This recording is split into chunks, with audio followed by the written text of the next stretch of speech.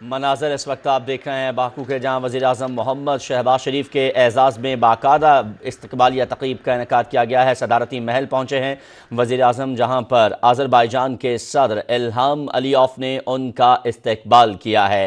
जनाब पाकिस्तान इस्लाम रेस्publikasının baş naziri, sizin Azerbaycan Respublikasına gelmeniz şerefine Fəxri Qaralüzlü, Qaral Rəisi Polkovnik Leytenant Quliyev